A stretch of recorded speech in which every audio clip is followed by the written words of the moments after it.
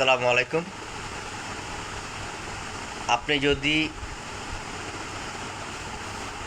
Magistrate হন অথবা আপনি যদি বড় কোনো শিক্ষকও হন, আপনি যদি কোনো প্রফেসরও হন, কোনো লাভ নাই। আপনি চট্টগ্রাম মেডিকেল কলেজ হাসপাতালে যদি কোনো রোগী নিয়ে যান, ডাক্তাররা আপনাকে তুমি করেই বলবে। বাবার বয়সী, মায়ের বয়সী, চাচির বয়সী কিছু দেখার সময় নেই।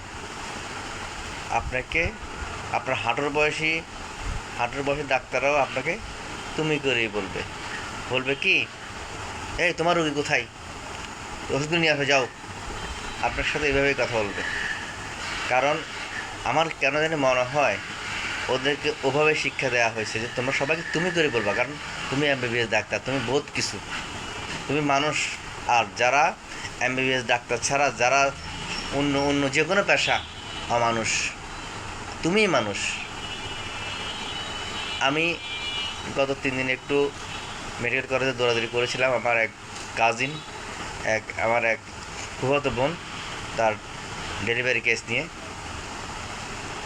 তো 33 নম্বর ওয়ার্ডে আমি যখন ঢুকলাম, এক মহিলা ডাক্তার, বৃদ্ধ বয়সী, মায়ের বয়সী, সবার সাথে খুব ঝাটকে দিচ্ছে, এইদিকে আসো, এটা করো, তুমি, শুধু তুমি তুমি তুমি। অথচ আমি দেখা মাত্র জিনিসটা আমার খুব খারাপ লাগলো। এখন আমি একটা প্রশ্ন করেছি আমার যে কোনো একটা বিষয় নিয়ে, আমাকে বলছে তোমার রোগী কোথায়, তোমার রোগী কোন দিকে, আমাকে বলছে। যাই হোক, তখন আমার বাচ্চার মা তো আমাকে তুমি করে বলে।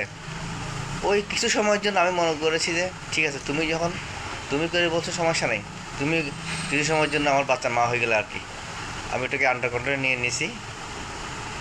যাই হোক, আসলে ওইটাই বলছি যে আমার মনে হয় কি, বাংলাদেশে ডাক্তার হলে সে মানুষের সাথে খারাপ ব্যবহার করবে, এটাই। কিন্তু আবার চেম্বারে গেলে কিন্তু আবার অন্যরকম।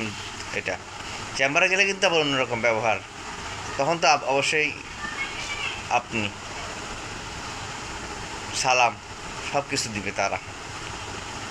আর মেডিকেল কলেজে গেলে আপনার সাথে এক ইন্টার্নি চিকিৎসক একটা বিষয় জিজ্ঞেস করলাম, এই ম্যাডাম, ডাক্তার আফরোজার কোথায় বসে? যাই না, রাগ আমি তো একটু ওইভাবে রাগ করতে পারি না আসলে। সে এমনভাবে মুখটাকে, মানে মনে হচ্ছে টক খেয়েছে এবং তেঁতুল খেয়েছে, মনে হয় এই মাত্র তেঁতুল খাইছে, মুখটাকে বাঁকা করে, জানি না। এটাই তাদের ব্যবহার। অর্থাৎ যেটা বলতে চাচ্ছি, মানে ও ডাক্তার হলে মনে হয় যে মানুষের সাথে খারাপ ব্যবহার করতে হবে, এবং ডাক্তার হলে মনে হয় সে দুনিয়ার শ্রেষ্ঠ মানুষ হয়ে গেছে। আর অন্য যে কোনো পেশা, মানে পেশাই না, ওরা হচ্ছে যে গরু ছাগলের মতো তাদের কাছে। এটাই মনে হয় আমার কাছে। তবে আপনাদের কাছে এই জিনিসটা কেমন লাগবে আমি শেয়ার করলাম।